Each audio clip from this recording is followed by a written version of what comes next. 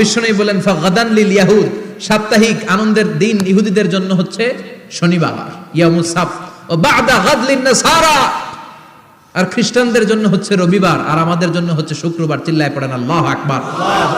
তার মানে জুমার দিন, জুমাবারের মর্যাদা বেশি না কম?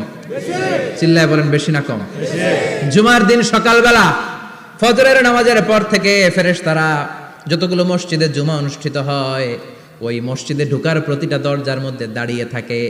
কারা কারা আগে আগে জুমার নামাজ পড়ার জন্য মসজিদে যায়, প্রত্যেকের নামগুলো একটা জান্নাতের রেজিস্ট্রি খাতার মধ্যে তুলে নেয়। সুবহানাল্লাহ। এই নামগুলো স্পেশালি আল্লাহর কাছে পাঠানোর জন্য। সুবহানাল্লাহ কইবেন না? সুবহানাল্লাহ। ডানে বায়ে সামনে পেছনে যতগুলো দরজা, প্রতিটা দরজায় ফেরেশতারা বসে থাকে। কে আগে আসলো নাম তুলে দেয়। তুলতে তুলতে তুলতে তুলতে খতিব সাহেব যখন খুতবা দেওয়ার জন্য মিম্বারে যেয়ে বসে যায়, ফেরেশতারা তাদের খাতা বন্ধ করে তারাও খতিব সাহেবের সামনে জুমার খুতবা শোনার জন্য বসে যায়। পড়েন সুবহানাল্লাহ। প্রথম জুমার দিন জুমার মসজিদে যে ঢুকবে, বিশ্বনবী বললেন আল্লাহর রাস্তায় একটা উট কুরবানি দিলে যেই সওয়াব, এই সওয়াব আল্লাহ আমলনামায় দিয়ে দেয়। সুবহানাল্লাহ। দ্বিতীয় পর্যায়ে যে ঢুকে, বিশ্বনবী বললেন বাকারা, গরু কুরবানির সওয়াব পায়। তিন নম্বরে যে ঢুকবে, বিশ্বনবী বললেন কাবসা, হাদিসের ভাষায় এসেছে আল কাবাস, কাবাস মানে হলো বকরি, বকরি কুরবানির সওয়াব। চার নম্বরে যে ঢুকবে তার হচ্ছে দাজাজা, দাজাজা মানে মুরগি। পাঁচ নম্বরে যে ঢুকবে, বিশ্বনবী বললেন বাইদা, নোয়াখালীরা কয় বয়দা, আমরা কই আন্ডা, কুমিল্লায় কই ডিম। আছে না নাই? আছে।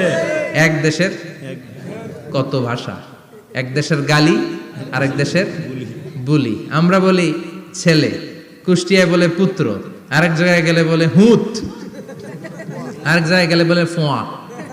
আছে না নাই? আছে।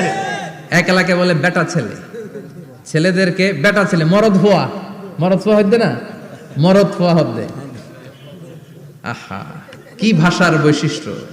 তো যেটাতে আমরা বলি ডিম, কোথাও বলে আন্ডা, কোথাও বলে বয়দা। তো এই বয়দা আল্লাহর রাস্তায় দান করে দিলে যেই সওয়াব, পঞ্চম ব্যক্তি ওই সওয়াব পাবে। এই 5 জনের পরে আর লেখালেখি নাই, বাকিদেরটা নরমাল এন্ট্রি করে সব ফেরেশতারা খুতবা শোনার জন্য বসে যায়। সুবহানাল্লাহ। সুবহানাল্লাহ। তো জুমার দিনে আগে আগে যাবেন তো?